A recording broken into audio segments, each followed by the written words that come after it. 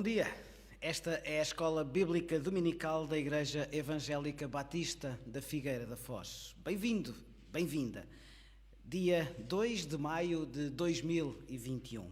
Vamos continuar a estudar o Evangelho de Lucas e hoje vamos, sobretudo, a explorar a característica de Jesus como Rei. Jesus reina. Antes de mais, vamos orar ao nosso Deus pedindo a sua bênção e proteção para tudo o que vamos fazer na sua casa hoje de manhã, agora a Escola Bíblica Dominical, depois o culto de louvor, de adoração e de pregação da sua palavra. Vamos orar. Obrigado, Senhor Deus, porque nos juntaste nesta manhã. Obrigado porque uns aqui presencialmente para levar aos outros através dos meios tecnológicos. Obrigado porque a todos tu nos juntaste, sobretudo no teu nome. Não por nós, que nada merecemos, que nada valemos, mas por ti. Obrigado, Senhor, porque tu és um Deus que reina. Obrigado porque tu és um Deus que criaste. Tu és um Deus que nos abençoas. Obrigado porque tu és um Deus que nos salvaste. Obrigado porque enviaste o teu Filho para viver, morrer, ressuscitar por cada um de nós. Obrigado porque alguém nos contou esta maravilhosa história. Obrigado porque a tua palavra chegou até nós. Sabemos que nada disto depende de cada um de nós. Sabemos que tudo depende de ti. Graças pela tua graça redentora. Graças por nos teres perdoado os nossos pecados. Graças por permitires que nós possamos ter uma vida contigo. Te pedimos perdão, então, pelos nossos pecados, mas nós sabemos que a tua palavra diz que se nós confessarmos os nossos pecados, tu és fiel e justo para nos perdoar, para nos purificar. Então, Senhor, com este sentimento de perdão por ti, pela tua graça, nós queremos hoje, nesta manhã, uma vez mais, abrir a tua palavra. Queremos que tu fales a cada um de nós através, sobretudo, da tua palavra. Retira de nós qualquer outro sentimento que não seja este, o de em humildade, com espírito contrito, porque sabemos que somos pecadores e tu és Deus soberano, mas que este espírito de contrição nos ajude a perceber o que tu queres para cada um de nós nesta manhã. Se ainda não decidimos entregar as nossas vidas a ti, então que esta seja a manhã. Que esta seja a manhã em que algum de nós reconhece que não consegue viver sozinho, que não consegue explicar nem o passado, nem preparar-se para o futuro sozinho, mas que cada um reconheça que tu estás a estender a mão, que tu estás em busca de cada vida, que tu te interessas por cada vida, não interessando o que cada um de nós já fez no passado, apenas interessando que através do arrependimento, através da percepção, através da compreensão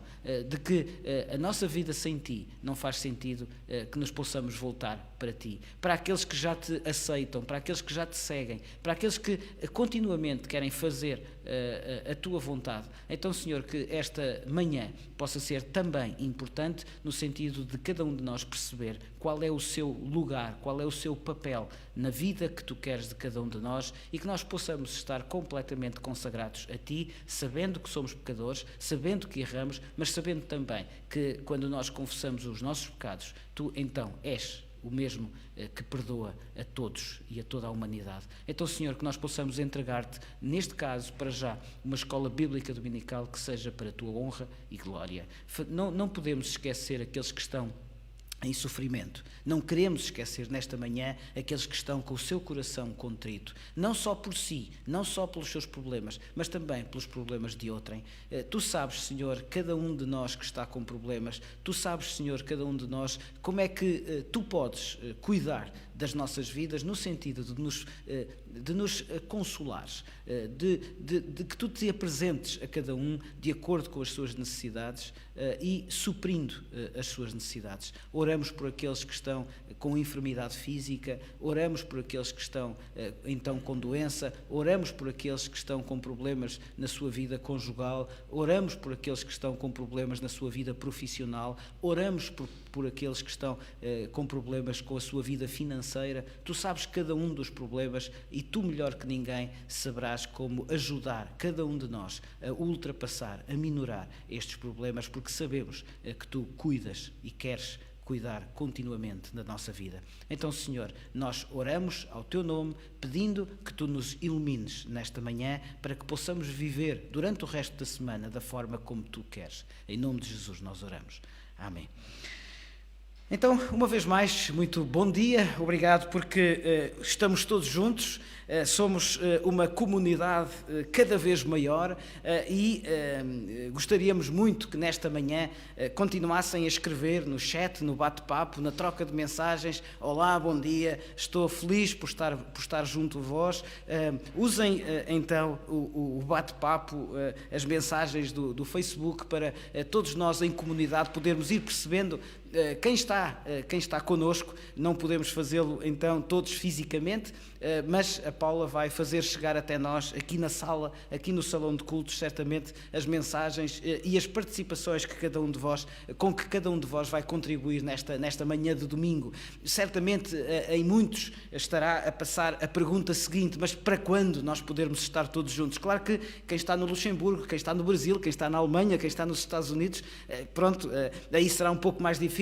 Claro que, como sabem, são todos muito bem-vindos e com certeza que um dia, certamente, pelo menos vamos poder eventualmente estar todos juntos fisicamente. Se não for possível, então certamente no céu passaremos a eternidade juntos. Mas a pergunta será para quando nós poderemos estar fisicamente nas instalações da Igreja Evangélica Batista da Figueira da Foz para dominicalmente ou noutros dias da semana podermos todos juntos voltar a adorar ao nosso Deus. Como sabem, as notícias em Portugal são no sentido de que estamos eventualmente, e se não houver retrocessos, a caminhar para o fim deste confinamento que desde há mais de um ano nos obriga a estas restrições. Mas eu vou pedir e quero começar esta Escola Bíblica Dominical por uma vez mais agradecer à fabulosa equipa que temos aqui para levar até si esta emissão. Começo exatamente pelos operadores técnicos, o João Carlos e o Davi, com apoio também ao nível do som do Marcos. Muito obrigado a cada um de vós, porque penso que conseguimos ir resolvendo praticamente todos os problemas que ao longo dos últimos meses fomos tendo, e agora a transmissão é límpida, é sem problemas e com um trato profissional. Muito obrigado a cada um de vós. Mas evidentemente não quero deixar de agradecer aos irmãos Amaury, Bogdan, Elson, porque emprestam também os seus talentos musicais e não só, e obrigado porque continuamente, a cada manhã de domingo, eles podem estar aqui para levar até cada um de nós lá em casa a emissão e neste caso a qualidade também ao nível da música. Evidentemente a Paula, porque tem dirigido com maestria a parte do culto ao Senhor, e esta é a equipa. Temos desde a semana passada também aqui um irmão nosso que nos enche de prazer. Eu sei que dizer que o Fernando está aqui, provavelmente estarão lá em casa a dizer: mas se o Fernando está, eu também posso estar. Pois, é verdade, mas por favor, ainda não o podemos fazer. Então, o Fernando pediu muito autorização, ele queria muito não só estar do outro lado do computador, mas estar aqui connosco. Então, o irmão Fernando Fajardo está aqui connosco, enche-nos de prazer, mas, por favor, não o podemos fazer para cada um de vós. E eu vou pedir que o João Carlos, neste caso, ou um dos câmaras, possa mostrar as nossas instalações. E vou explicar porque é que ainda não temos cultos presenciais, porque nós estamos em obras.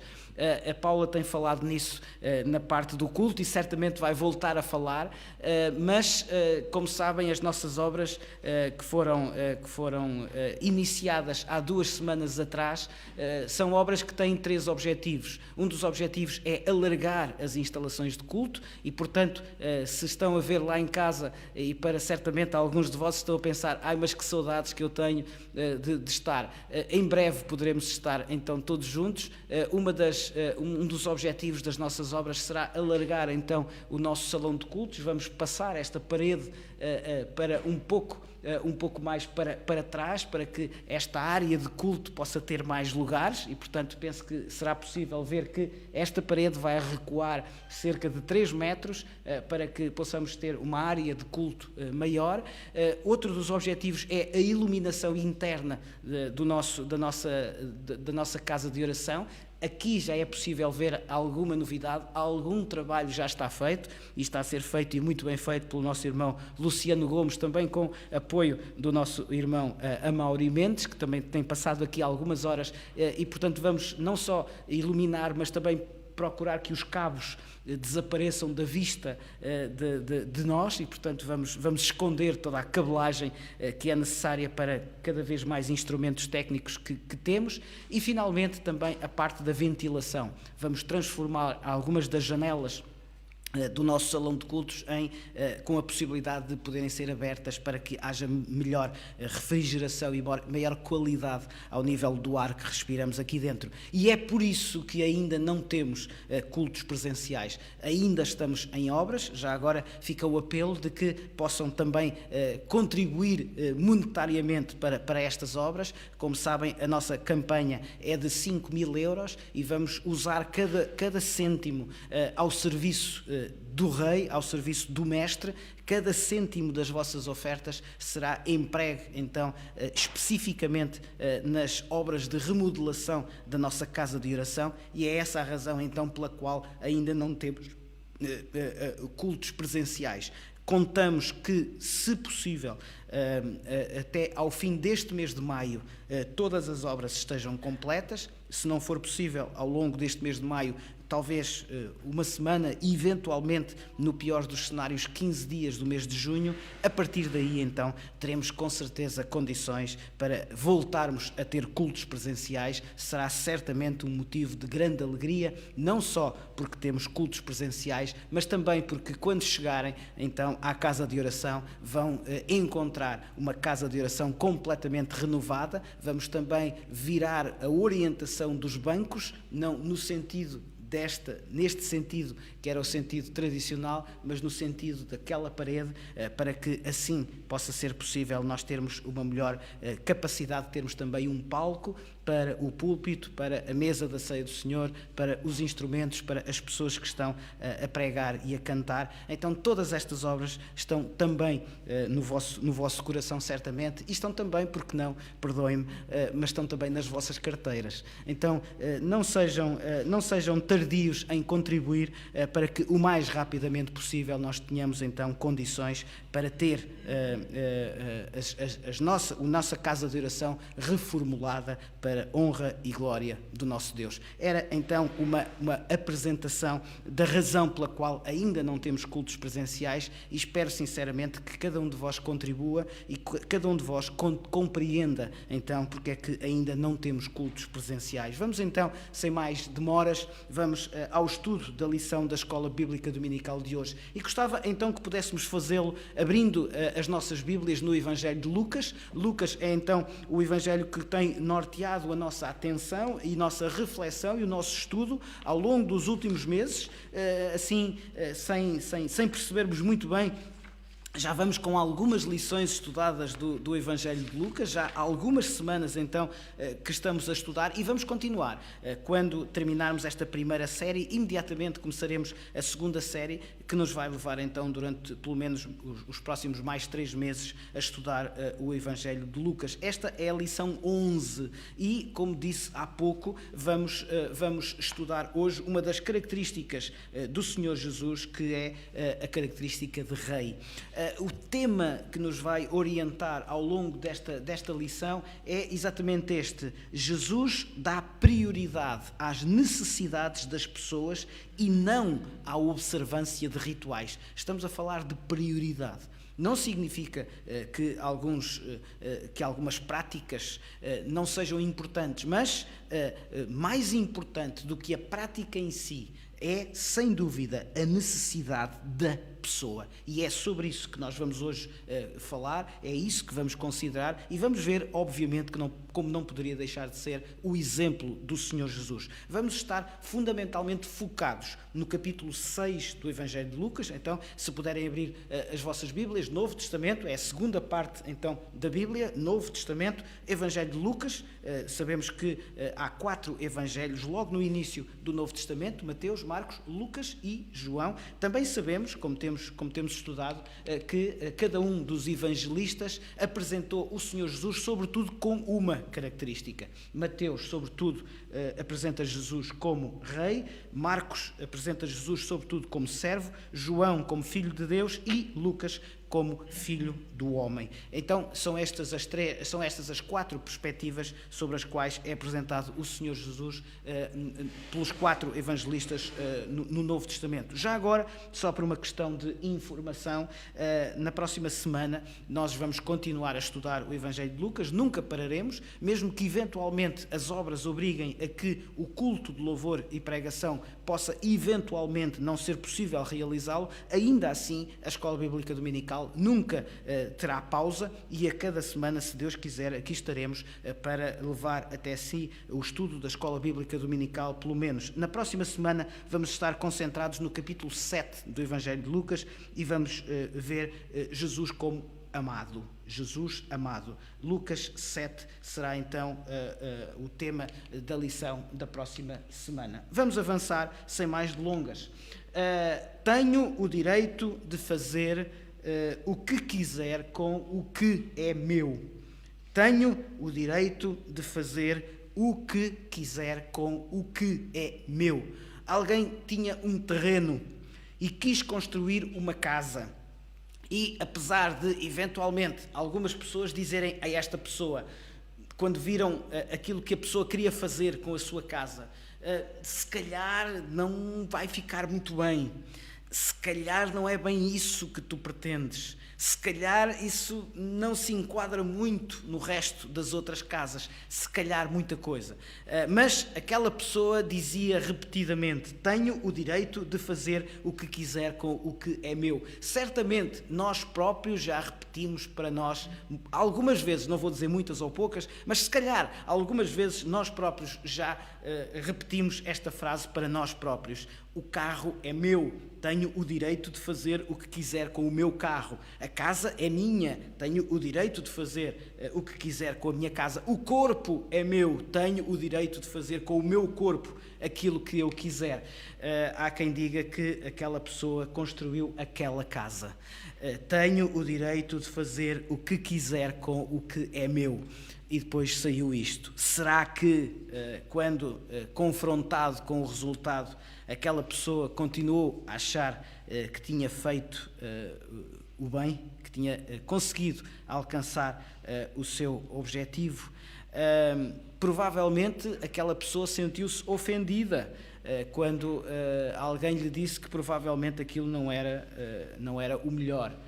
Eventualmente, talvez, nós próprios, depois de dizermos tenho o direito de fazer o que quiser com o que é meu, Deus, eu tenho o direito de fazer aquilo que quiser com a minha vida. Será que nós próprios já dissemos isto a Deus? Será que continuamos a querer fazer apenas a nossa vontade sem observar o que eventualmente é melhor para nós? Como é que eu reajo? E era esta a pergunta que gostaria de vos colocar inicialmente. Não pensem no outro, não pensem na pessoa que está ao seu lado, não pensem neste momento até eventualmente na pessoa com quem se calhar estão a ter algum conflito, seja de que forma for. Pensem em cada um de vós. Vamos pensar em cada um de vós, eu vou pensar em mim agora. Como é que reajo? Como é que eu reajo quando a vontade de Deus entra em conflito com os meus desejos? Eu repito, como é que eu reajo quando a vontade de Deus entra em conflito com os meus desejos? Procurei, e vou tentar nos próximos poucos minutos, e vou tentar de facto disciplinar-me para não demorar tempo em demasia com a apresentação de um esquema que procurei fazer, mas que me parece interessante para orientarmos os próximos minutos da nossa Escola Bíblica Dominical Se repararem, e eventualmente ficará como trabalho de casa, se assim o entenderem ou se o conseguirem, se isso motivar algum dos minutos da próxima semana, mas desafiava-vos a reler os capítulos 5 e 6 de Lucas apenas, portanto vamos apenas concentrar-nos nestes 2 capítulos. Tentem durante os próximos dias, eventualmente hoje à tarde, tentem reler os capítulos 5 e 6 do Evangelho de Lucas com esta orientação, que é ver como,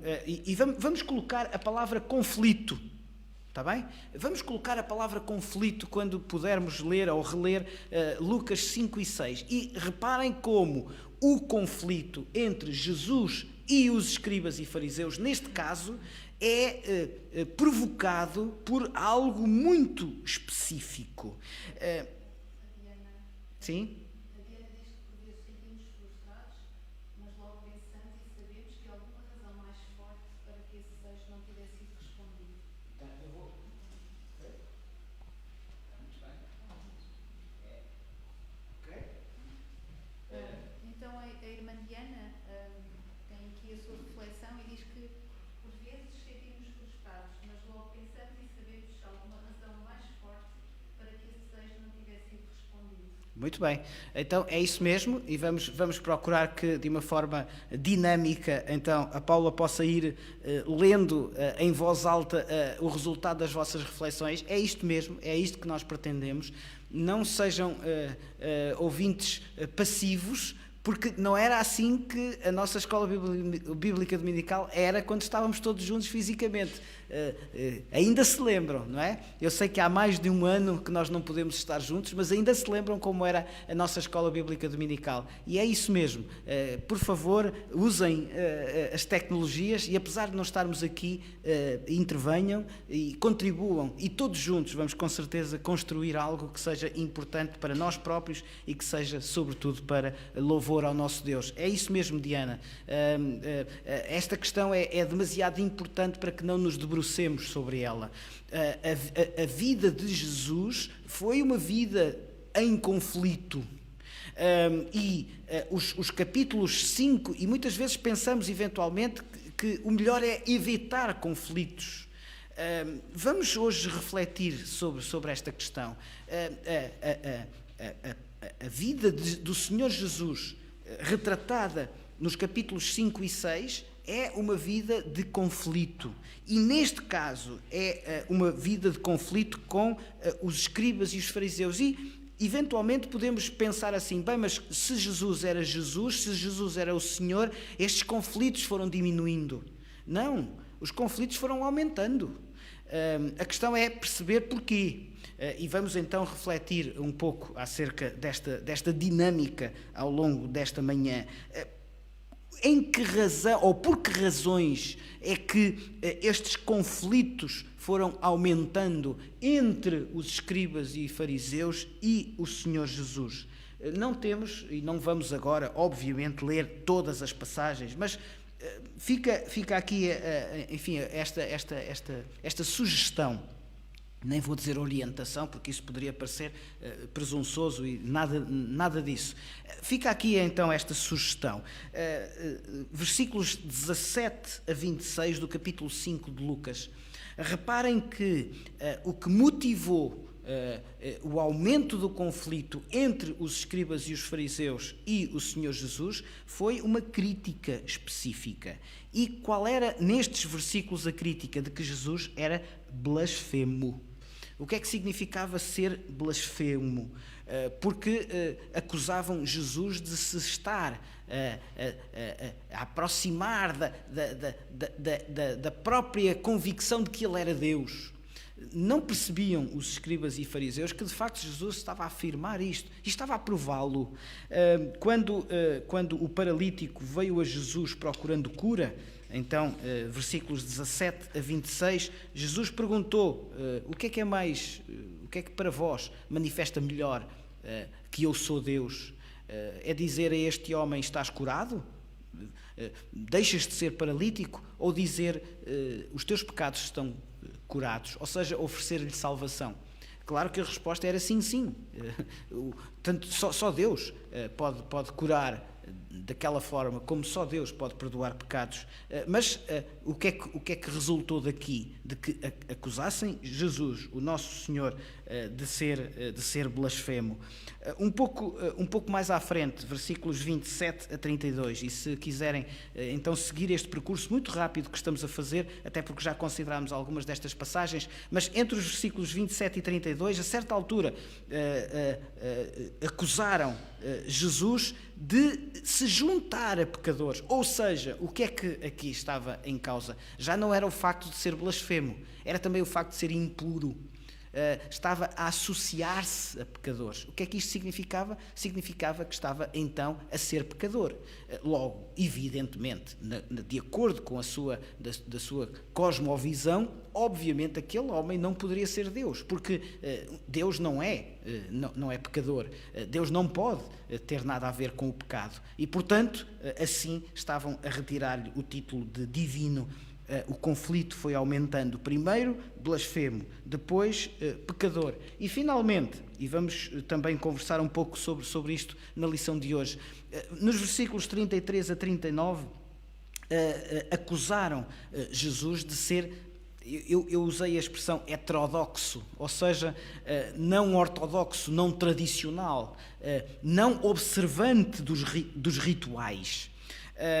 Um dos principais pontos de conflito entre os escribas e os fariseus e o Senhor Jesus foi exatamente questões relacionadas com, não a lei, muitas vezes, mas aquilo que tinha sido acrescentado à lei. Todo o conjunto de rituais, todo o conjunto de observâncias que se tornaram obrigatórias na mente dos escribas e fariseus, não porque estivesse originalmente na lei, mas porque ao longo do tempo tinha sido acrescentado como importante para cumprir a lei. E assim os conflitos foram aumentando entre os escribas e fariseus e o Senhor Jesus. Depois, versículos 12 a 16, e antes de iniciarmos a lição de hoje propriamente, só para termos uma ideia, Jesus chama discípulos, chama pessoas comuns para aprender, para prosseguir com ele a sua missão, depois que o Senhor Jesus ascendesse aos céus. E, desde Pedro até Judas, Lucas apresenta então a chamada de cada um destes homens, mostrando que cada um destes homens era uma pessoa absolutamente comum, ou seja, não há nenhuma qualidade especial humana da sociedade para ser filho de Deus. Não há nada em nós, à partida, que nos torne mais ou menos capazes de ser filhos de Deus. A única coisa que importa é nós percebermos que a nossa vida sem Deus não faz sentido e cada um de nós, de acordo com aquilo que é, reconhecer que o caminho que vem seguindo até agora está errado e é preciso então dar o passo em frente no sentido de procurar então este Deus que está com a mão estendida para salvar quem o quiser aceitar. E essa é a única qualidade. Não há sociedade, não há dinheiro, não há riqueza, não há fama, não há beleza, não há cor, não há sexo, não há raça, nada. Todos podem então ser filhos de Deus se assim o quiserem, reconhecendo então que a sua vida sem Ele não faz sentido. Versículos 1 e 2 do capítulo 6 de Lucas. Então, com este pano de fundo, vamos avançar. E com esta temática do conflito, vamos perceber como a vida do Senhor Jesus não foi fácil para lidar. Eu ia dizer aturar, mas não vou usar esta expressão. Não foi fácil lidar com os escribas e os fariseus. Se calhar, muitas vezes, não é fácil Deus lidar connosco. Vamos ver como é que podemos encontrar aqui, nesta passagem, orientação não só para nós, mas também para, de alguma maneira, servirmos como alento e como orientação para quem nos quiser procurar em relação a este aspecto. Diz os versículos 1 e 2, então, do capítulo 6, e eu vou ler. Aconteceu que num sábado, passando Jesus pelas searas, os seus discípulos colhiam e comiam espigas, debulhando-as com as mãos. E alguns dos fariseus lhes disseram: Porque fazeis o que não é lícito aos sábados? Porque fazeis o que não é lícito aos sábados? Não temos possibilidade de, nos minutos que nos restam, fazermos um aturado estudo acerca do que significa o sábado na Bíblia, não só no Velho Testamento, mas na Bíblia, ou seja, no conjunto da Palavra de Deus. Mas procurei, e vou pedir que o João Carlos possa colocar à disposição de todos, procurei de uma forma bastante simples e graficamente, penso eu, fácil, percebermos algumas ideias importantes em relação ao que significa então o sábado nas Escrituras. E gostava que nós, e vou ser muito breve em relação a isto, porque obviamente não é o sábado que é o objetivo da lição de hoje, mas reparem que o conflito, neste caso, no capítulo 6, o conflito entre os escribas e fariseus e o Senhor Jesus tem a ver exatamente com o sábado, neste caso. E gostava que lêssemos Gênesis capítulo 2, desde o início. Há uma orientação clara em relação a este aspecto. Os versículos 1 a 3. Assim, pois, foram acabados os céus e a terra e todo o seu exército. E havendo Deus terminado no dia 7º a sua obra que fizera, descansou nesse dia de toda a sua obra que tinha feito. E abençoou Deus o dia 7º e o santificou, porque nele descansou de toda a obra que como Criador fizera. Claro que não podemos ver esta passagem com os olhos carnais. Temos de olhar para esta passagem com os olhos espirituais. A Bíblia não é um livro científico e, portanto, a história do relato bíblico não tem a ver com ideias que num determinado momento são ou não são considerados ciência. Se nós verificarmos o que é considerado ciência ao longo da história, foi evoluindo muito e continuará certamente a evoluir. Então, não é nessa perspectiva que devemos olhar para o relato da criação. Devemos olhar para o relato da criação, sobretudo focados na sua mensagem principal. E qual é a mensagem principal? Na nossa modesta opinião, obviamente, mas qual é a mensagem principal do Gênesis? Não só da criação de todas as coisas e do homem, mas do Gênesis e, se quisermos, de toda a Bíblia. É a mensagem de que há um ser, alguém chamou-lhe o ser primeiro, há um ser superior a cada um de nós, que neste caso manifestou a sua vontade, a sua intenção de criar. E é então este ser primeiro que nós acreditamos então que é o Criador. Este Criador, em primeiro lugar, se fez em 7 dias, os nossos 7 dias, se fez, enfim, em mais tempo ou menos tempo. Deixemos essas questões para os cientistas e, se quisermos, até para os teólogos. Neste caso, devemos, penso eu, olhar para o relato da criação e perceber que este ser primeiro, Deus, deu com a sua criação uma outra perspectiva à nossa própria vida. E, neste caso, o que é que ele nos ensina neste pormenor?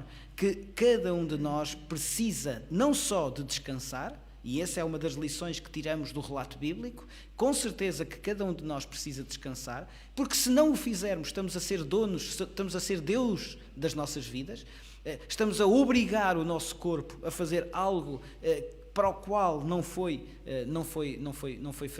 criado, não foi feito, e, portanto, é necessário descansar, mas nesta passagem, para além da observância do descanso, há aqui também uma outra perspectiva, é de que devemos aproveitar também esse nosso descanso para pensarmos, para nos concentrarmos nas coisas que são do alto. Tradicionalmente, nos países ocidentais, o domingo, porque no início da Igreja, o domingo foi o dia em que Jesus ressuscitou, e, portanto, os nossos irmãos cristãos, desde o início, dedicaram o domingo a esta máxima, não só do descanso físico, mas também da consagração do domingo para as coisas que são de Deus. E as nossas sociedades ocidentais têm-se desenvolvido de acordo com esta lógica, mas evidentemente hoje é impossível que todos descansem ao domingo. o mundo pararia, não seria possível então todos descansarem ao domingo. Imaginem, e não quero menorizar esta questão com exemplos básicos, mas imaginem o que seria se os hospitais estivessem fechados aos domingos, não é? Basta este exemplo para percebermos que o mundo hoje não se compagina com esta questão de todos descansarem ao domingo, ou até ao sábado, ou outro qualquer dia da semana. Então, não podemos interpretar a Bíblia desta forma, e não é como vemos, e gostava que, se quisessem depois, ao longo das próximas horas, ou eventualmente dos próximos dias, possam perceber que no Novo Testamento a lógica do descanso e da consagração a Deus, estas duas características que atravessam esta questão do sábado, o sábado que parece, à partida, a tradução daquilo que a Bíblia diz de descanso, mas, na realidade, a palavra original é exatamente essa, é descanso, e, portanto, cada um de nós, na sua profissão, se não puder descansar ao domingo, se não puder descansar ao sábado, então que descanse à segunda, ou à terça, ou à quarta, ou de acordo com a sua lógica profissional. Não é isso o mais importante. E na Bíblia toda, e sobretudo no Novo Testamento, vou só ler uma passagem para percebermos então esta lógica neotestamentária do descanso, do dia consagrado a Deus. Colossenses capítulo 2 e versículo 16. O apóstolo Paulo escreveu então aos Colossenses em relação a estes aspectos, e disse então, e vamos ler então esta passagem, Colossenses, lá no Novo Testamento, Gálatas, Efésios, Filipenses, Colossenses, são algumas das cartas que estão seguidas e que foram escritas então pelo apóstolo Paulo, inspirado por Deus. E diz o versículo 16: ninguém, pois, vos julgue por causa de comida, ou bebida, ou dia de festa, ou lua nova, ou sábados. A lógica neotestamentária do sábado não é uma lógica de observância estrita de algo que é mais importante do que o próprio Deus.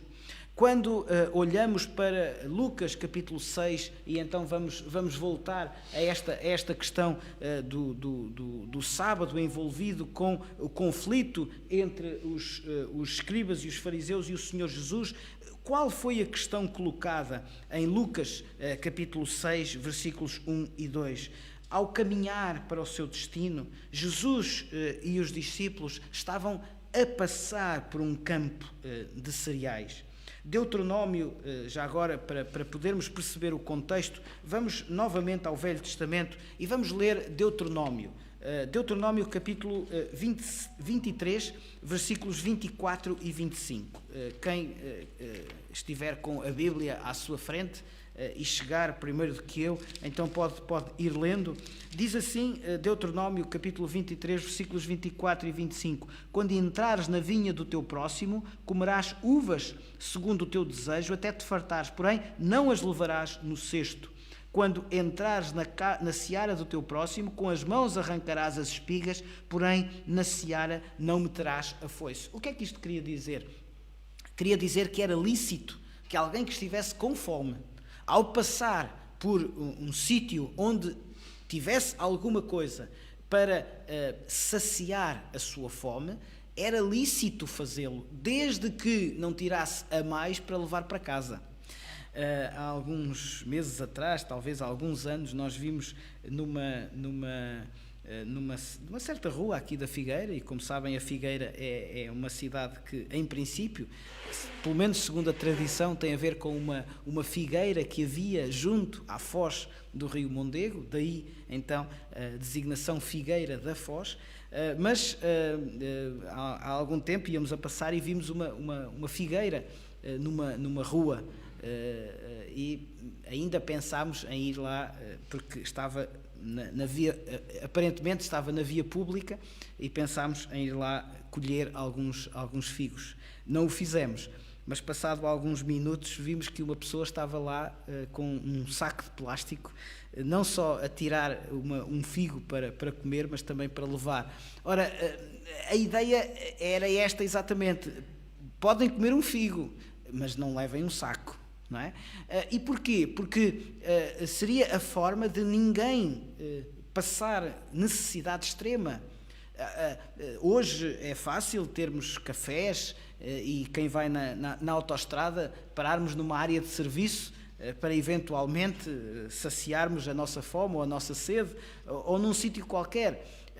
Nesta altura os viajantes não tinham muitos pontos de apoio e podia ser eventualmente normal que alguém, por qualquer razão, ou porque a viagem fosse mais longa do que pretendia ou do que esperava, ou por qualquer outra razão, ser apanhado no meio de uma fome imensa, de uma necessidade extrema e não ter nada para se alimentar. Então vejam que desde os tempos de Moisés, desde os tempos da lei, era perfeitamente possível e legal que alguém em caminho pudesse, por exemplo, neste caso, apanhar cereais se estivesse com fome, espigas, e poder debulhá-las, como foi o caso dos discípulos do Senhor Jesus, para que os grãos se soltassem, comessem e de alguma maneira pudessem saciar a sua fome. Nada de errado com isto. Reparem que quando a pergunta é feita, e agora vamos voltar ao Novo Testamento, vamos voltar à passagem que nos está a orientar nesta manhã de domingo, reparem que quando a pergunta é feita, em primeiro lugar, não é feita a Jesus. Vejam que aqueles homens, aqueles fariseus, tão preocupados com a observância da lei, não foram honestos, não foram intelectualmente honestos. Quem é que eles estavam a tentar atingir? Vejam que a pergunta é: por que fazeis o que não é lícito aos sábados? Com certeza que quem queriam atingir não era aqueles homens. Quem eles queriam atingir era o seu mestre.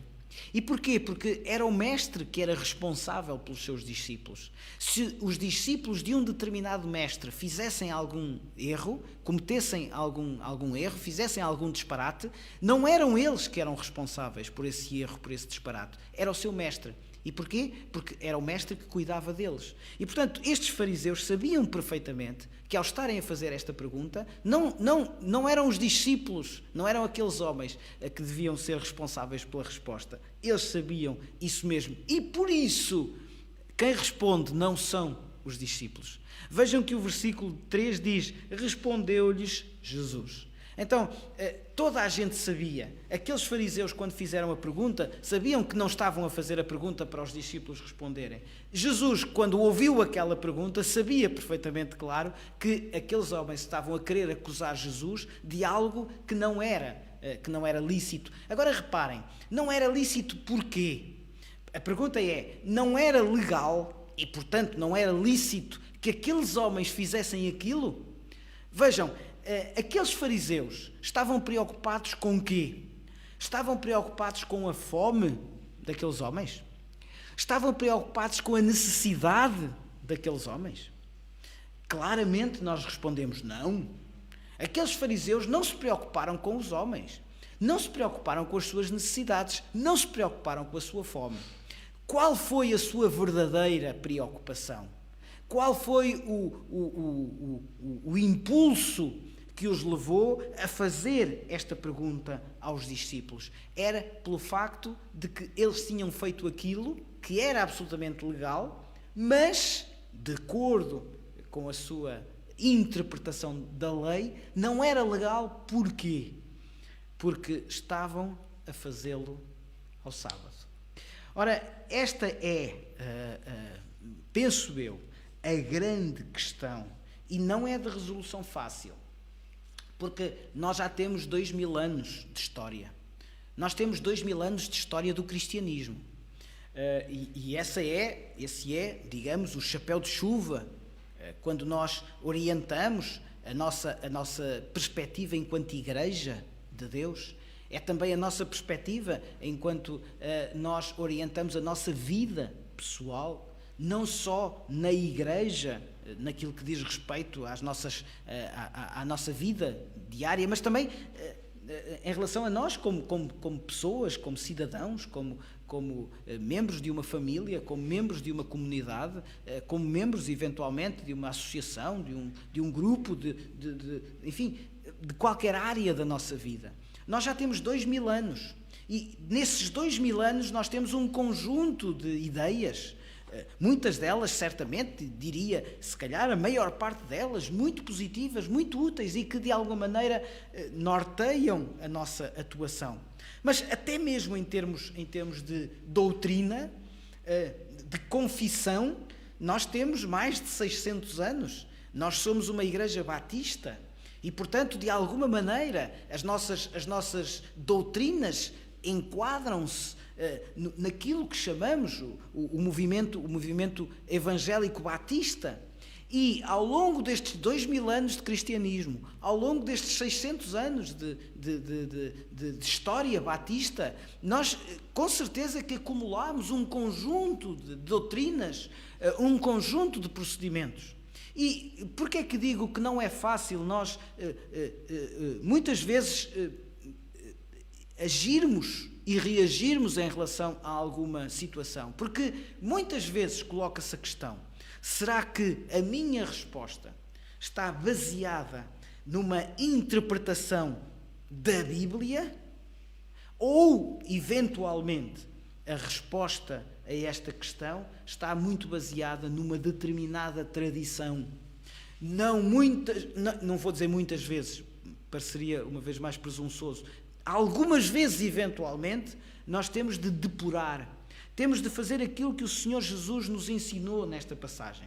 E temos de perceber se, eventualmente, a forma como nós estamos a agir está mais relacionada com uma tradição, com uma determinada maneira de fazer, tendo em conta aquilo que parecia mais correto aos nossos irmãos num determinado tempo e que, portanto, de acordo com aquela lógica, pareceu o melhor em relação àquele tempo histórico?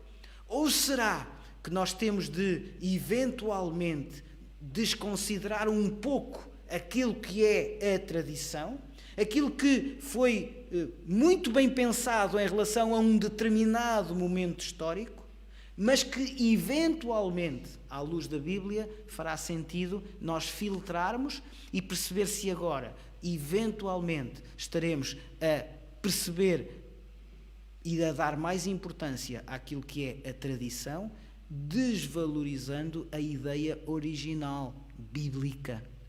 Isto é muito importante e é difícil. E muitas vezes não há receita, não há varinhas mágicas, não é assim. Porquê? Olhem, porque tem de ser assim. Porque os meus pais me ensinaram assim, porque os meus avós me ensinaram assim, porque já os meus bisavós faziam assim. Com certeza que, eventualmente, no tempo em que alguma coisa foi feita, eventualmente foi Deus que orientou nesse sentido. Mas será que o que estamos a fazer é bíblico na sua essência? Ou é também resultado de uma interpretação que alguém deu num determinado momento e que estava certa num determinado momento, mas que eventualmente agora já não estará assim tão certa? Não é fácil responder a esta questão. Nem sempre, eventualmente, há razão para fazer alguma coisa. Agora, o que esta passagem nos possibilita é nós refletirmos exatamente se estamos mais interessados na questão, neste caso, do sábado. Perdoe-me, não é o sábado que aqui é importante, mas para nós, cristãos do século XXI, será que estamos demasiado preocupados com rituais? Com alguma coisa que alguém disse que era correta? Ou devemos estar continuamente, cada vez mais preocupados com a fome das pessoas, com os problemas das pessoas? De que maneira é que vamos resolver esta questão? De que maneira é que eventuais regras, eventuais rituais que hoje existem, que são criados pelos homens e mulheres, estão a sobrepor-se àquilo que é a palavra de Deus e, de alguma maneira, estão a causar conflito? Reparem que o que causou conflito, neste caso, entre os escribas e os fariseus, não foi a lei. E vamos ver porquê. Porque o Senhor Jesus respondeu exatamente com algo que eles não puderam rebater e que estava nas Escrituras e que era do seu conhecimento. Versículos 3 e 4, estamos a poucos minutos do final desta Escola Bíblica Dominical e eu não quero ultrapassar a hora que é a hora da Escola Bíblica Dominical, portanto vamos cumprir fielmente o nosso horário, deem, portanto, mais 7 ou 8 minutos para nós cumprirmos exatamente o tempo que nos está destinado. Versículos 3 e 4 do Evangelho de Lucas. Respondeu-lhe Jesus: nem ao menos tendes lido o que fez Davi quando teve fome, ele e os seus companheiros, como entrou na casa de Deus, tomou e comeu os pães da proposição e os deu aos que com ele estavam, pães que não lhes era lícito comer, mas exclusivamente aos sacerdotes. Esta é uma reflexão poderosa do Senhor Jesus, eventualmente pouco ortodoxa. Rompe com os cânones daquilo que era certo e que era considerado certo, neste caso pelos fariseus, porque é o grupo que está a interrogar Jesus. Diz o versículo 5, e acrescentou-lhes: o Filho do Homem é Senhor do sábado. Os fariseus estavam convencidos de que compreendiam tudo acerca do sábado. As suas interpretações da lei, para eles, eram a razão de ser das suas vidas. Muitas vezes, e o Senhor Jesus denunciou, muitas vezes estavam tão convencidos com as suas interpretações, que eram interpretações teoricamente tão boas que nem eles as conseguiam cumprir. Mas continuavam a julgar os outros e continuavam a ensinar aos outros aquilo que eles próprios não conseguiam cumprir. Mas eventualmente, neste caso, até podiam cumprir esta, até porque não tinham fome. Não é? Não tinham necessidade, eram pessoas confortavelmente instaladas e talvez esse conforto lhes fizesse ter pouca preocupação com aqueles que estão em necessidade. O Filho de Deus sabia exatamente o que o Pai pretendia.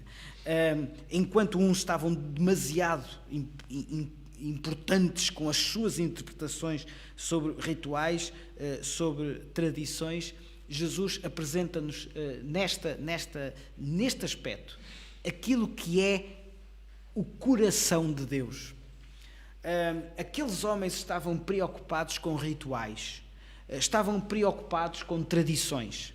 Deus deve estar, ou melhor, deixem-me reformular esta frase, Deus está interessado no coração de cada um de nós, mas também das pessoas que estão à nossa volta, que veem Deus através de nós. E provavelmente já aconteceu na nossa vida nós sobrepormos o ritual, sobrepormos a tradição àquilo que é a perspectiva de Deus, àquilo que é o coração de Deus. E Jesus usou um exemplo que não podia ser contraditado. Não temos agora a possibilidade de ler esta passagem, mas mais uma vez, se quiserem, fica a sugestão para que, como trabalho de casa, eventualmente, possam durante a semana, ler 1 Samuel, primeiro livro de Samuel, no capítulo 21, fala da fuga de Davi, quando estava a ser claramente perseguido para ser morto por Saúl, e era uma situação absolutamente desesperada. A certa altura, Davi e os seus homens, os seus militares, não tiveram outra alternativa senão pedir pão ao sacerdote.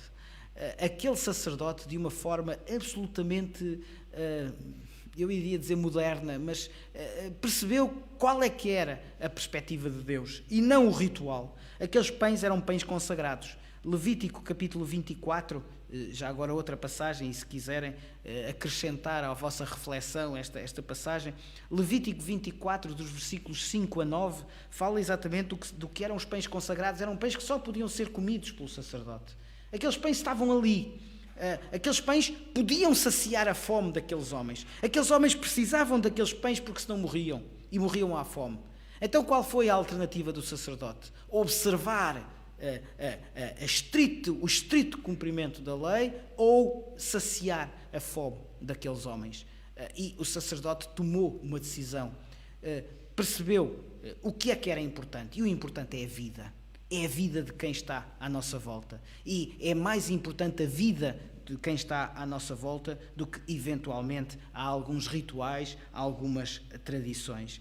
As regras, e não estou a dizer e não estou a desvalorizar as regras e as tradições. Claro que tem de haver regras, claro que tem de haver tradições, mas quando as regras e as tradições se sobrepuserem ao bem e àquilo que deve ser feito em relação à vida de alguém, então nós estamos a adorar as regras e as tradições e não a adorar ao nosso Deus. E foi isso exatamente que o Senhor Jesus quis mostrar e diz no versículo 5, claramente o Senhor Jesus abordou a questão do sábado e declarou abertamente que o Filho do Homem tem autoridade sobre o sábado. O Filho do Homem é Senhor do sábado. O que é que isso significa? Significa que continuamente temos de escolher o Filho do Homem, temos de escolher a perspectiva de Deus, temos de perceber qual é o coração de Deus e não a observância de alguns rituais que não nos aproximam.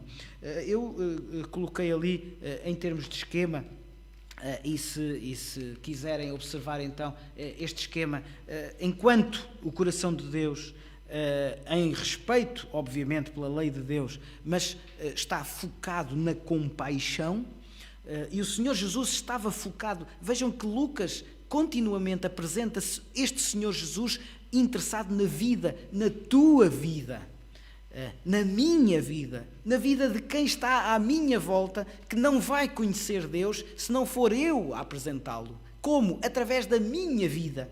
Então, qual é que tem sido a minha perspectiva? Tem sido a perspectiva de honrar, de adorar rituais e tradições? Ou devemos perceber que o mais importante é a perspectiva de Deus e é a compaixão, é a ajuda por aquele que está à minha volta? Os rituais e as tradições estão a aproximar-me de Deus? Os rituais e as tradições estão a afastar-me de Deus? Esta não é uma pergunta fácil. Não responda sim ou não rapidamente.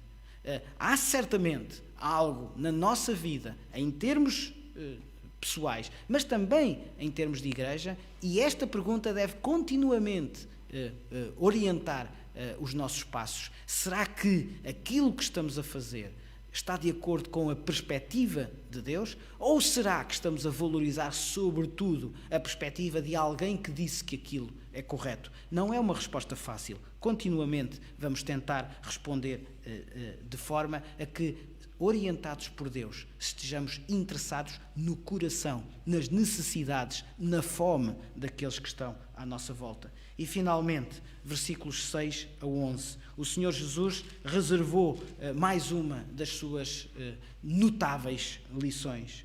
Sucedeu que, em outro sábado, entrou ele na sinagoga e ensinava. Ora, achava-se ali um homem cuja mão direita estava ressequida. Os escribas e os fariseus observavam-no, procurando ver se ele fazia uma cura no sábado, a fim de acharem com que o acusar. Mas ele, conhecendo-lhes os pensamentos, disse ao homem da mão ressequida: levanta-te, vem para o meio. E ele, levantando-se, permaneceu de pé. Então disse Jesus: que vos parece? É lícito no sábado fazer o bem ou o mal? Salvar a vida ou deixá-la perecer? E fitando todos ao redor, disse ao homem: estenda a mão. Ele assim o fez e a mão lhe foi restaurada. Mas eles encheram-se de furor e discutiam entre si quanto ao que fariam a Jesus. Vejam que esta é uma passagem tremenda. É uma passagem que mostra claramente como o coração do homem, muitas vezes de tal maneira ressequido, em tentar mostrar que as suas ideias é que são válidas, até que ponto é que conseguem desfocar, descentrar a atenção daquilo que é mais importante para se concentrarem na sua própria maneira de ver o universo. Mais um esquema que segue exatamente a linha que vos tentei apresentar durante esta manhã, e estamos a terminar, mas vejam que o que é que mostra a atitude de uns e de outros. E de que maneira é que aquele conflito foi aumentando e foi separando as partes. Os escribas e os fariseus estavam absolutamente obstinados. Nós já não temos tempo, mas se repararem, a partir do versículo 6, do capítulo 6 de Lucas, nós vemos que estes homens estavam, deixem-me usar a expressão, de cabeça perdida. Começam a dar sinais de que nada é mais importante do que imporem a sua maneira. Observavam Jesus procurando ver se ele fazia uma cura ao sábado. Vejam que não interessa àquele homem tem uma mão ressequida. Aquele homem está em sérias dificuldades, não consegue trabalhar, não consegue viver, eventualmente tem uma família para sustentar e não consegue. Não é só a vida daquele homem, é daqueles que estão à sua volta. E os escribas e os fariseus estão preocupados com quê? Estão preocupados em perceber se Jesus faz um milagre ao sábado. Vejam, que milagre era este? Era restaurar a vida daquele homem. Era curar aquele homem. Era possibilitar que aquele homem e a respectiva família tivessem uma nova vida. E o que é que os escribas e fariseus estão preocupados? Em ajudar aquele homem? Não, em apanhar Jesus em falso. Ora, esta obstinação é aproveitada pelo Senhor Jesus para manifestar o seu poder. Reparem, é uma armadilha. É uma armadilha que não foi deixada pelo Senhor Jesus de ser aproveitada. Provavelmente pensaríamos, então, mas se calhar Jesus o melhor era ter saído daquela aparente armadilha. Talvez, se calhar não seria tão interessante cair na armadilha dos escribas e fariseus. O que Jesus fez foi transformar aquela armadilha numa oportunidade. Vamos terminar o estudo da lição de hoje, mas não gostaria de o fazer sem lermos Isaías. Então vamos ao Velho Testamento e vamos só terminar o estudo da lição de hoje com a leitura de 2 versículos. Isaías capítulo 61. Vamos novamente ao Velho Testamento. O Espírito do Senhor Deus está sobre mim, porque o Senhor me ungiu para pregar boas novas aos quebrantados, enviou-me a curar os quebrantados de coração, a proclamar libertação aos cativos e a pôr em liberdade os algemados, e a pregoar o ano aceitável do Senhor e o dia da vingança do nosso Deus, a consolar todos os que choram. Provavelmente, muitas vezes olhamos para estes 2 versículos pensando que, sim Senhor, eu honro ao meu Deus porque o Senhor Jesus foi tudo isto. É verdade e devemos fazê-lo. Mas atenção, por que não transformarmos estes 2 versículos no nosso próprio mote de vida? Não entendam mal, claro que nós não somos Jesus. Nem queremos agora pensar que usurpar Jesus. Nada disso. Mas aqui fala em pregar boas novas aos quebrantados. Quem é que agora deve pregar as boas novas aos quebrantados? Aqui, nestes versículos, fala em curar os quebrantados de coração. Quebrantados de coração. Quem é que agora tem esta responsabilidade? A proclamar libertação aos cativos. Quem é que agora tem esta responsabilidade? A pôr em liberdade os algemados. A consolar todos os que choram. Então, agora esta responsabilidade é minha, é tua. Será que estamos, de facto, interessados em fazer tudo isto? Ou estamos, eventualmente, a cumprir rituais e tradições que, eventualmente, em algum sítio tenham sido interessantes, que hoje até, eventualmente, possam ter algum sentido, mas que não vão ao essencial. Jesus olhou para aquelas pessoas. Jesus cuidou da fome daquelas pessoas. Jesus curou aquelas pessoas. De que maneira é que estou eu hoje a cumprir aquilo que o Senhor Jesus quer para cada um de nós? Fica o desafio.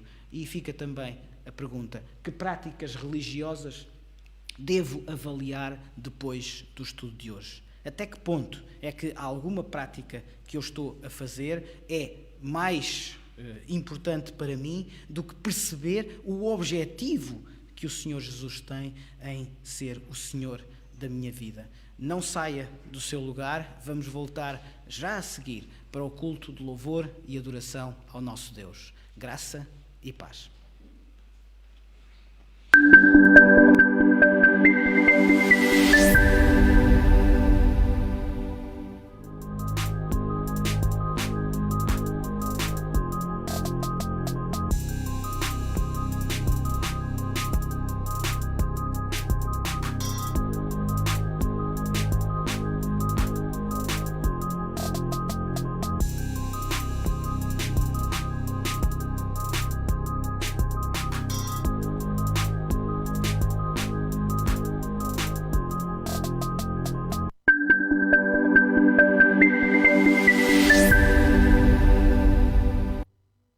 todos os quantos nos ouvem em casa.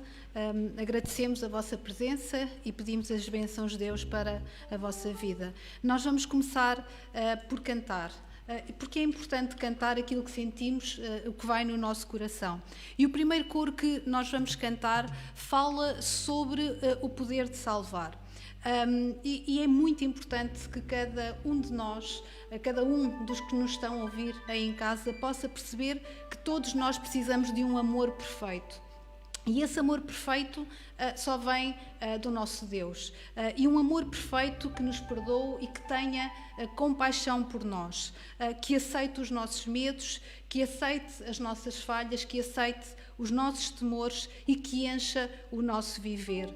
E para isso, para que nós tenhamos este amor perfeito, temos de entregar a nossa vida ao Senhor Jesus, e para que Ele possa acompanhar-nos diariamente. Eu peço que cada um dos irmãos que está em casa e dos amigos nos possa acompanhar cantando este coro e pensando na nossa vida, deste amor perfeito e do quão abençoado nós somos por ter a certeza deste amor. Vamos então cantar.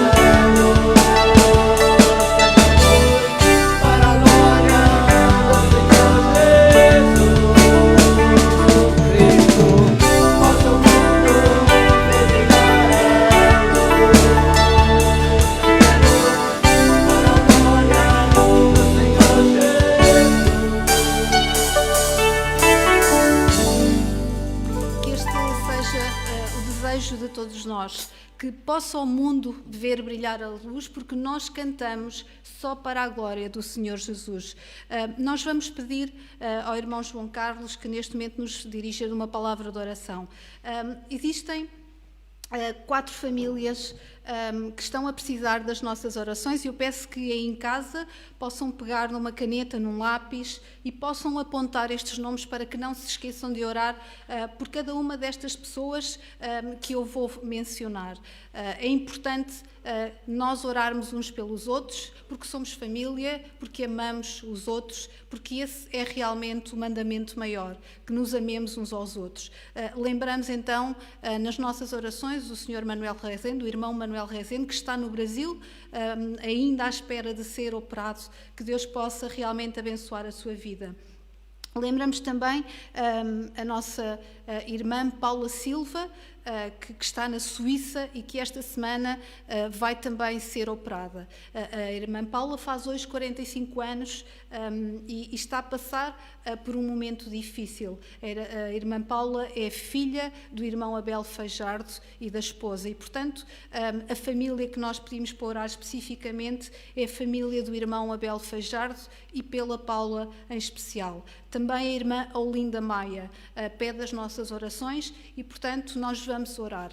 Estes são os as 4 pessoas e uma família que irão ser objeto das nossas orações diárias. Vamos orar para que Deus possa realmente fazer sentir o amor e o amparo na vida de cada um deles. Também pedimos ao irmão João Carlos que possa pedir pelo culto que nós vamos tributar, para que seja exclusivamente para a honra e glória do nome do Senhor Jesus. Vamos orar. Obrigado ao Pai, porque estamos hoje aqui em Tua glória e para a Tua honra. Obrigado porque temos o privilégio de aprender mais de Ti, de ouvir a Tua palavra e ser connosco para que possamos continuar a honrar o Teu nome e podermos também levar até todos aqueles que estão em casa este culto e esta comunhão entre todos nós. Senhor, eu peço-te por todos aqueles que estão doentes, estão enfermos, todas estas famílias que estão a precisar das nossas orações. Olha por eles, Senhor, olha pela vida deles, ajuda-os a superar as dificuldades que neste momento estão a conhecer. Senhor, obrigado porque nós temos o privilégio de ouvir o quão profundo são as Tuas palavras. Ajuda-nos, Senhor, para que nós possamos também distinguir aquilo que é o mais essencial. É muito bom nós podermos estar entre nós, mas o essencial, em primeiro lugar, é a vida eterna que Tu nos deste, Senhor, e isso nós Te agradecemos do fundo do coração, porque sabemos que um dia vamos estar todos juntos. E, Senhor, também é essencial, e ajuda-nos a compreender isso, vivermos a vida que Tu tens planeada para todos nós. Ajuda-nos, Senhor, a termos a inteligência para podermos saber quais é que são os caminhos que Tu queres para nós e dá-nos a força para que possamos também seguir aquilo que Tu queres que sejam as nossas vidas. E isso é o mais importante, Senhor. Obrigado porque Tu nos ensinas a ser assim e perdoa-nos as nossas falhas, os nossos pecados, ajuda-nos a não continuar a cometer essas falhas. Ser connosco o resto deste culto, em nome de Jesus nós Te oramos. Amém. Amém. Nós vamos pedir ao irmão Amori que, como sempre, possa fazer a leitura bíblica que se encontra em Colossenses, capítulo 3, dos versos 12 a 17. Vamos então acompanhar Colossenses 3, 12 a 17.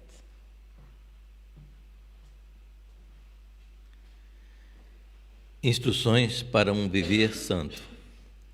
Portanto, como o povo escolhido de Deus, santo e amado, revistam-se de profunda compaixão, bondade, humildade, mansidão e paciência. Suportem-se uns aos outros e perdoem as queixas que tiverem uns contra os outros. Perdoem como o Senhor lhes perdoou. Acima de tudo, porém, revistam-se do amor, que é o elo perfeito.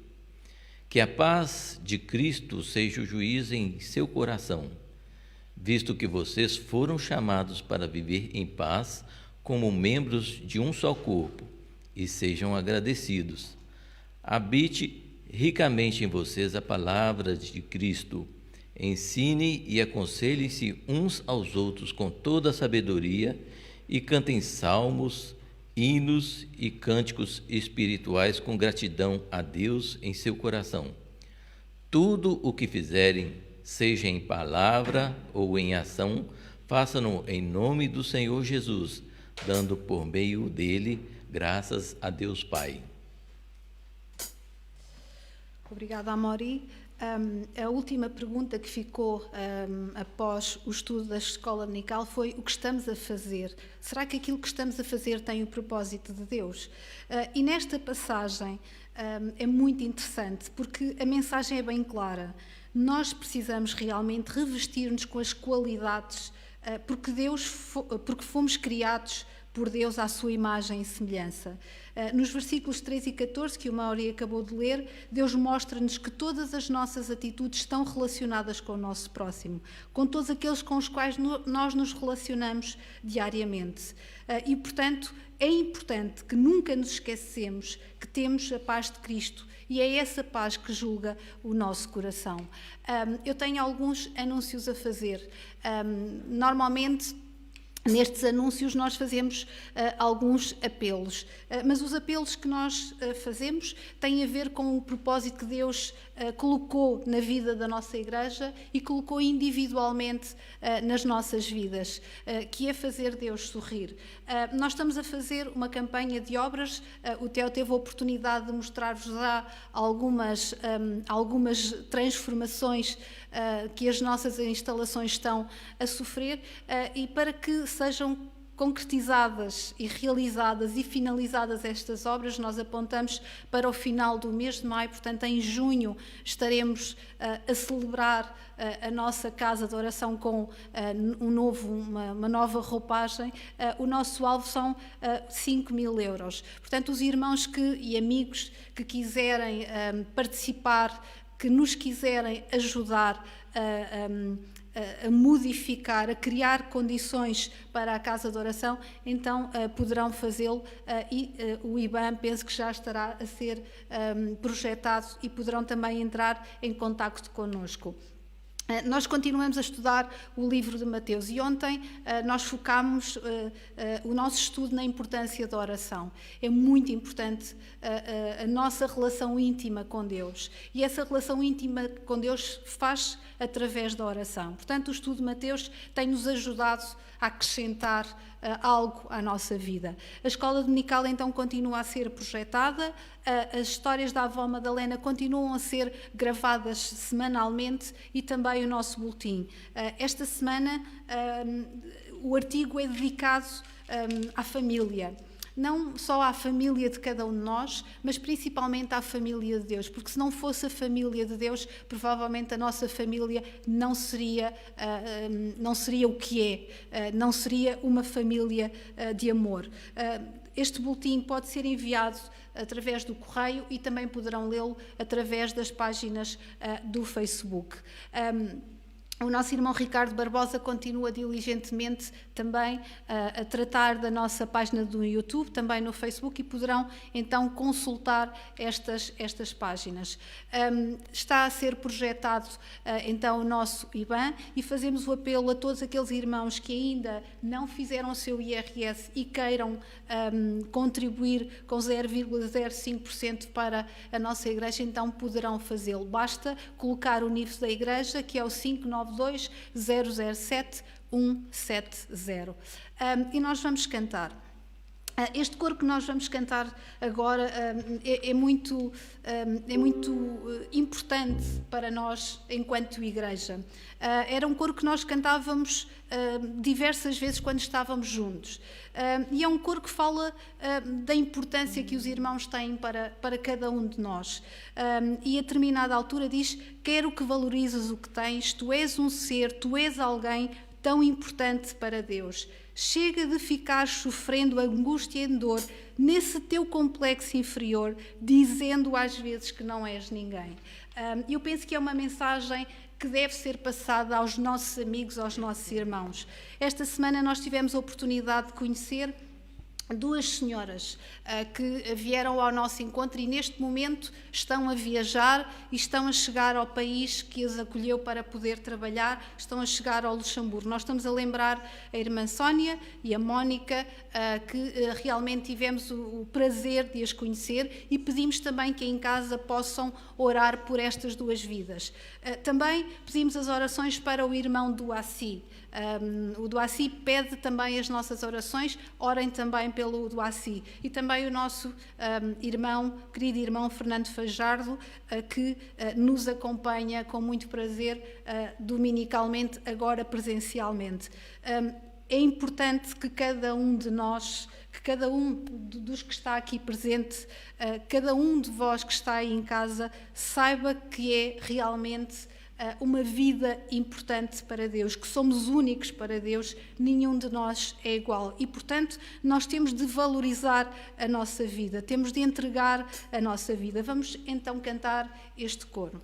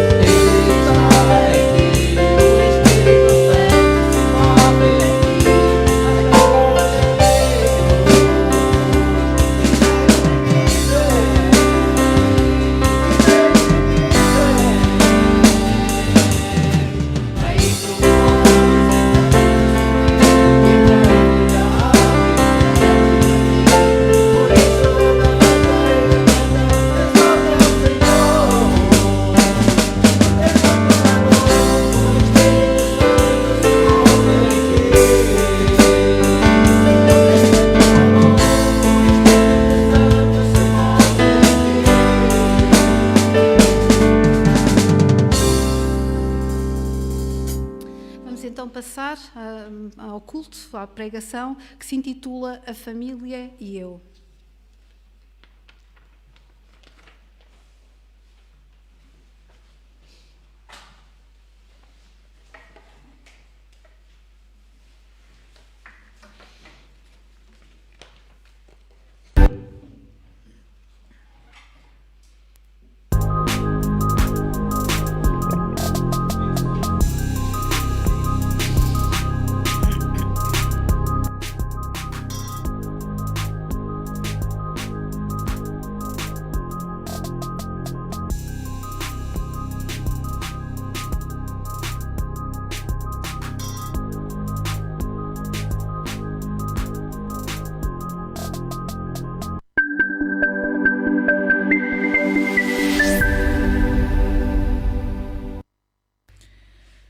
E criou Deus o homem à sua imagem. À imagem de Deus o criou. Homem e mulher os criou. E Deus os abençoou. E Deus lhes disse: frutificai, multiplicai-vos, enchei a terra e sujeitai-a. Dominai sobre os peixes do mar e sobre as aves do céu e sobre todo o animal que se move sobre a terra. Gênesis, capítulo 1, versículos 27 e 28. Parte 1 da reflexão que vamos fazer sobre a família durante o mês de maio. Família, projeto de Deus, bênção para a humanidade. Tradicionalmente, o mês de maio é dedicado na Igreja Evangélica Batista da Figueira da Foz à família. Uma vez mais, este ano, apesar do confinamento e das obras nas nossas instalações de culto a Deus, não vamos quebrar este bom hábito, refletindo acerca do que é a família segundo a Bíblia. Provérbios 18, 22. Aquele que encontra uma esposa acha o bem e alcança a benevolência do Senhor. Provérbios 31, 10 a 12. Mulher virtuosa, quem a achará? O seu valor muito excede o de rubis. O coração do seu marido está nela confiado. Assim ele não necessitará de despojo. Ela só lhe faz bem e não mal todos os dias da sua vida. Efésios, capítulo 5, 21 a 25, versículo 1 do capítulo 6. Sujeitando-vos uns aos outros no temor de Deus. Vós, mulheres, sujeitai-vos a vossos maridos como ao Senhor. Vós, maridos, amai as vossas mulheres como também Cristo amou a Igreja e a si mesmo se entregou por ela. Vós, filhos, sede obedientes aos vossos pais no Senhor, porque isto é justo. Acreditamos que o conceito família é uma das grandes dádivas que Deus deu ao ser humano. De facto, a família é um projeto de Deus, porque foi Ele próprio quem a instituiu, o que significa que a origem da família não é humana, mas divina. Gênesis 2, 18. Deus criou o homem e logo de seguida a mulher como companheira. A Bíblia afirma que Deus declarou que não era bom que o homem estivesse só, e por isso lhe preparou uma auxiliadora idónea. Mas a Bíblia diz mais. Diz que depois de ter criado homem e mulher, Deus os juntou, uniu-os como casal, abençoou-os para que fossem férteis e se multiplicassem sobre a terra. Gênesis 1, 28, como lemos há pouco. Assim, a unidade familiar nasce a partir do casamento. Gênesis 2, 24. Portanto, deixará o varão o seu pai e a sua mãe, e apegar-se-á à sua mulher, e serão ambos uma só carne. Foi o próprio Deus quem instituiu a família sobre a base do casamento, no qual homem e mulher se unem, tornando-se uma só carne, para que vivam juntos em plena comunhão. Portanto, família, projeto de Deus, bênção para a humanidade. Dizem os especialistas que a família pode ser considerada a unidade social humana mais antiga, uma vez que antes do homem se organizar em comunidades, nómadas ou sedentárias, constituiu-se em grupo de pessoas relacionadas a partir de um ancestral comum ou através da união ou matrimónio. Desde sempre, todos os membros da família assumiram obrigações morais entre si, sob a liderança de um ancestral comum, o patriarca, de linhagem masculina, símbolo de unidade da entidade social, reunindo numa mesma comunidade todos os seus descendentes, os quais compartilhavam a identidade cultural e patrimonial.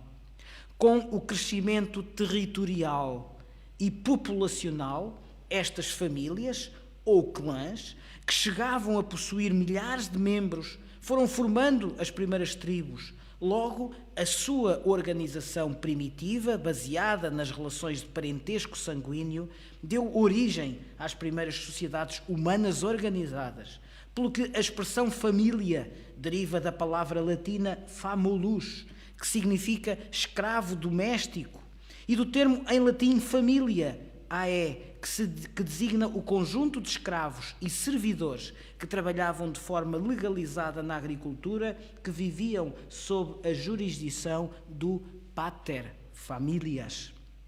Assim, a família é uma sociedade natural, formada por pessoas, unidas por laços de sangue ou afinidade.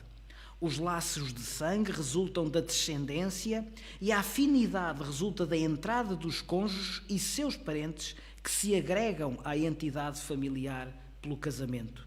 A família é a instituição natural responsável por promover a educação, o cuidado dos seus filhos, bem como a responsável por influenciar o comportamento dos mesmos no meio social, a socialização, processo no qual são transmitidos os valores morais e sociais, bem como as tradições, os costumes, os conhecimentos perpetuados através das gerações. Pela lei, espera-se que o ambiente familiar seja um lugar de afeto, de cuidado, de segurança, de conforto e de bem-estar, proporcionando o respeito pela dignidade de cada um dos seus membros. No Antigo Testamento, a família possuía as características e a estrutura já mencionadas. Os mais velhos, os pais, os filhos, os primos, mas também os servos e os escravos. Gênesis 46, 8 até 27. É de salientar que depois do exílio na Babilónia e também na época do Novo Testamento, o tamanho da família em Israel ficou menor. E uma das grandes causas disto foi o estilo de vida, que passou de sobretudo rural para o cada vez mais frequente urbano.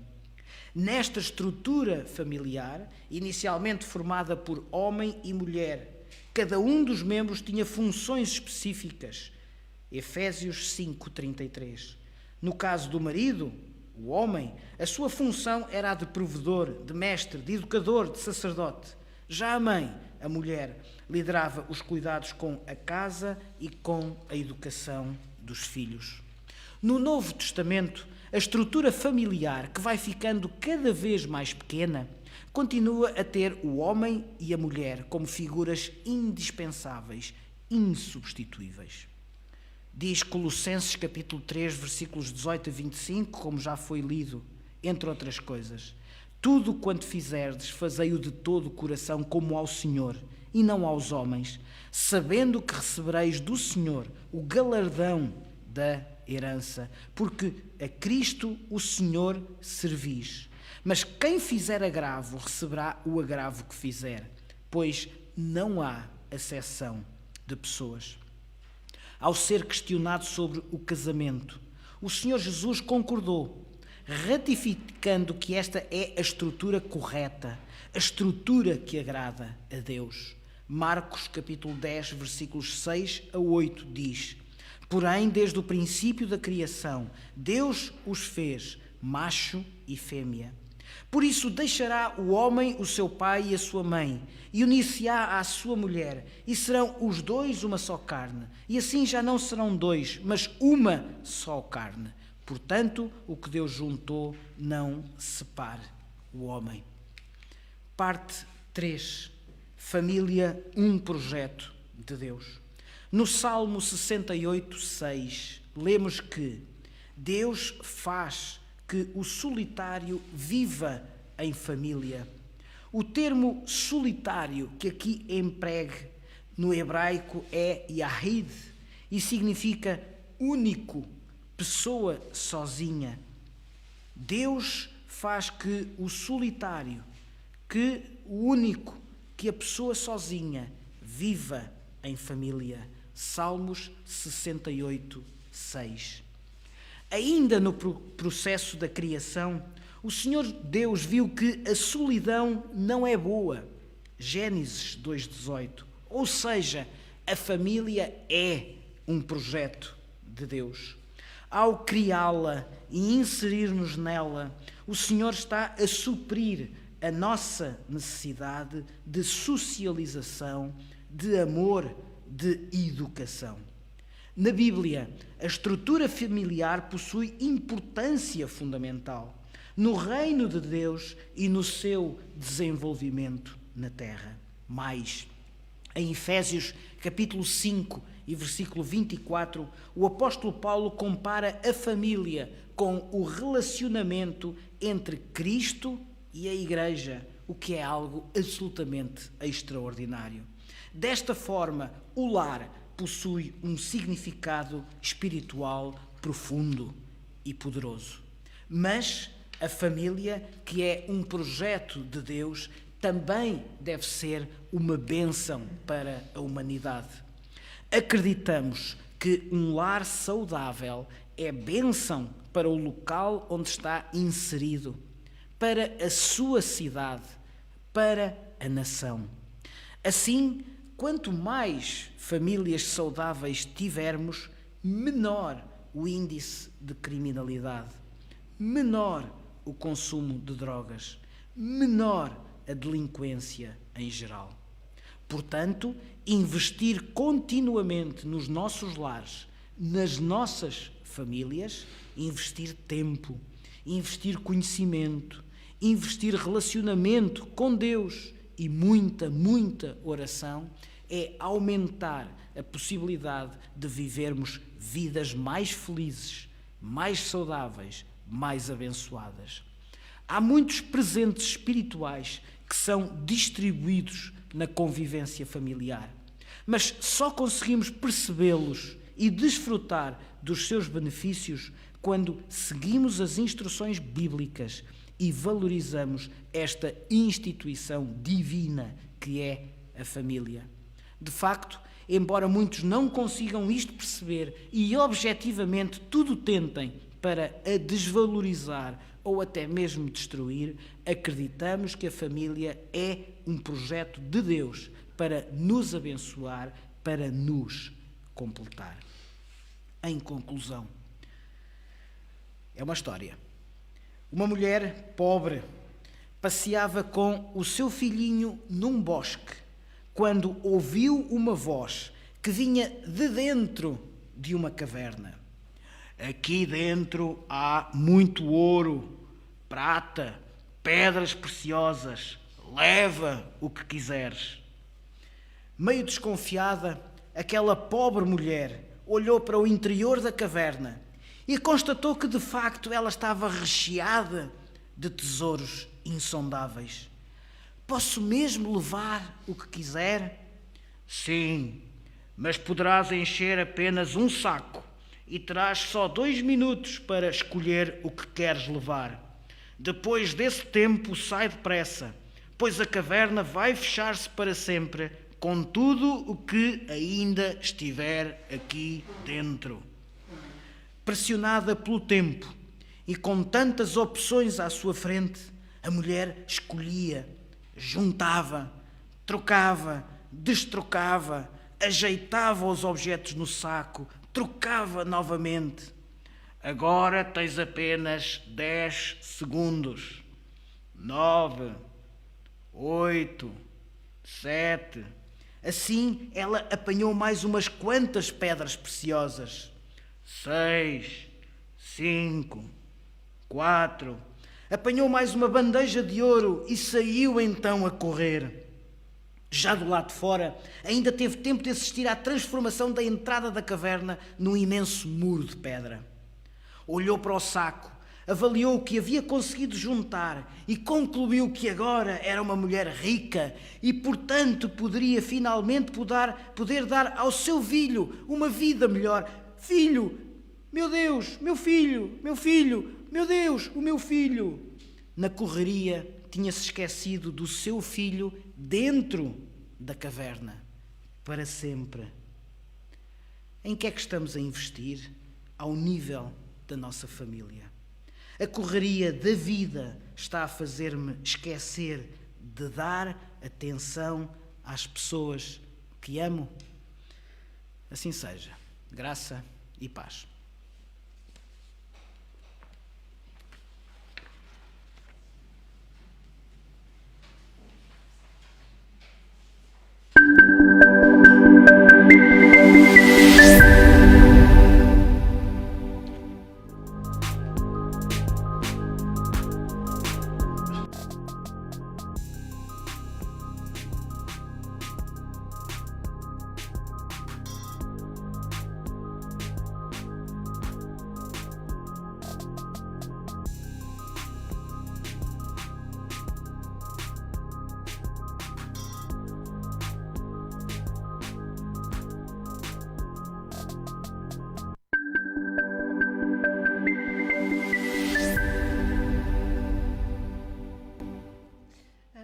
Estamos a viver o mês da família, nós vamos cantar.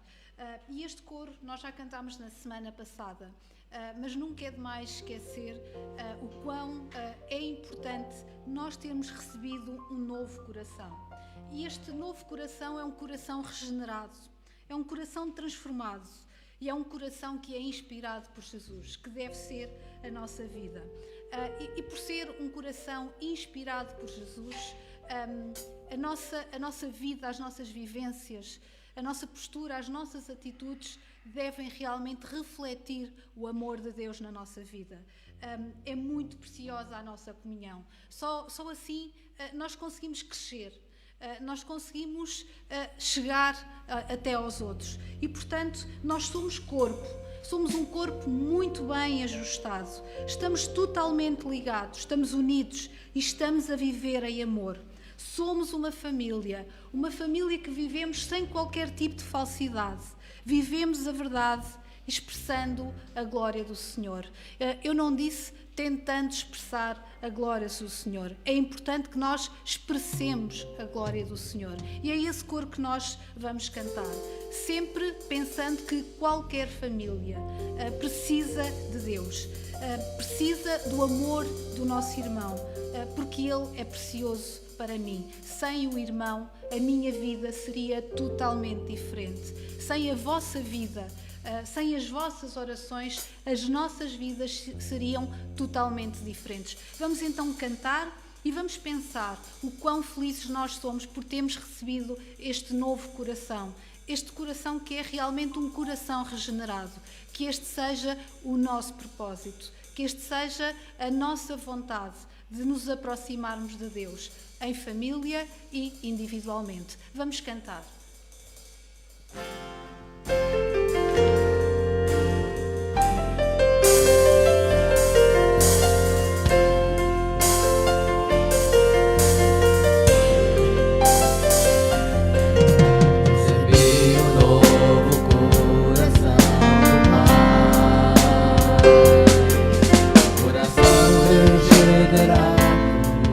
Coração transformado, coração que é inspirado.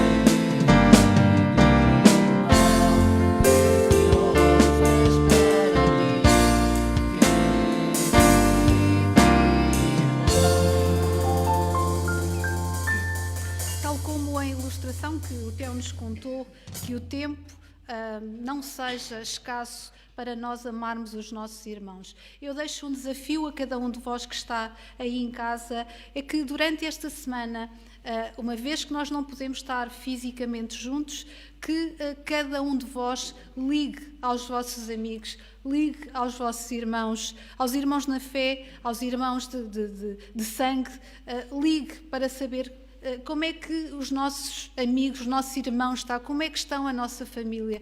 Tentem perceber o que é que cada um deles precisa e assim vamos amar e vamos refletir este amor. Não vamos deixar o nosso amor, o amor do nosso irmão, as preocupações, não vamos deixar aqueles que amamos trancados na caverna. E nós vamos terminar em oração.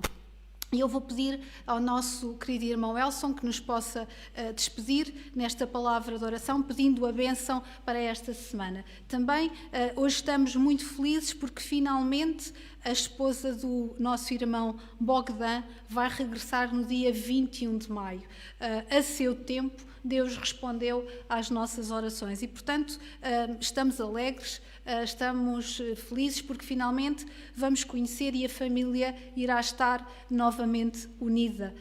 A família criada por Deus. Faz sentido estar unido, faz sentido nós estarmos todos unidos. O Elson vai então orar e vai pedir a bênção para cada uma das nossas vidas e também para a semana que se aproxima. Vamos orar. Senhor nosso Deus e nosso Pai, nós agradecemos ao Senhor por tudo, pelo culto, pelas bênçãos derramadas sobre as nossas vidas e pedimos ao Senhor que o Senhor venha estar conosco, nos abençoando durante essa semana, que o Senhor venha guardar a nossa vida, que o Senhor venha nos livrar de todo o mal, que o Senhor venha de uma forma gloriosa fazer com que cada um dos irmãos venham ter essa paz, essa alegria, não apenas hoje, mas perpetuamente, que as bênçãos do Senhor venham nos acompanhar, como está escrito, né, na Tua Palavra, que essas bênçãos iriam nos acompanhar. Então, que as mãos do Senhor venham estar estendidas sobre a nossa vida. E nós agradecemos ao Senhor por isso. Agradecemos pelo culto, pela palavra, pela direção nos dada, pelos ensinamentos, e temos a certeza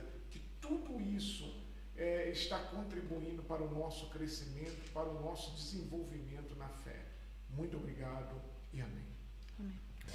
A Igreja Batista da Figueira da Foz agradece o vosso amor, agradece o vosso cuidado, agradece as vossas orações e prometemos estar convosco no próximo domingo pelas 10 horas. Graça e paz. Iniciada em 1976 na Figueira da Foz, a comunidade batista organizou-se em igreja 2 anos mais tarde. Acreditamos que a palavra de Deus nos desafia a viver com o desígnio de vencer o mundo, porque somos seus filhos, em Cristo, na graça e pela fé. Dele temos este mandamento, que quem ama a Deus, ame também a seu irmão. Ou seja, cremos que nascemos de novo para vencer, em amor, guardando mandamentos que não são pesados. Porque temos no nosso cansaço e opressão alívio de quem é manso e humilde de coração. E encontramos descanso para as nossas almas, porque o seu jugo é suave e o seu fardo é leve. Temos como desafio sermos uma igreja de amor e, portanto, de amorosos, de trabalho e, portanto, de trabalhadores, e de ousadia e, portanto, de ousados. Com esta base estratégica e programática, podemos observar o que Deus faz, alicerce para cumprirmos a nossa missão: fazer Deus sorrir.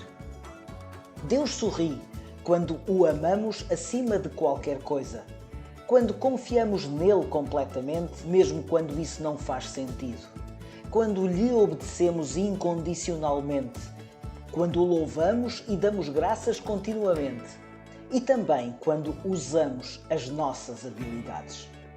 A Igreja Evangélica Batista da Figueira da Foz tem como objetivos prestar culto a Deus, segundo os ensinos das Sagradas Escrituras, instruir os seus membros na religião cristã evangélica e difundir o Evangelho de Cristo, estando organizada em departamentos: evangelismo, educação, administração e assistência, para melhor desempenhar as suas funções. Igreja Evangélica Batista da Figueira da Foz. Bem-vinda, bem-vindo!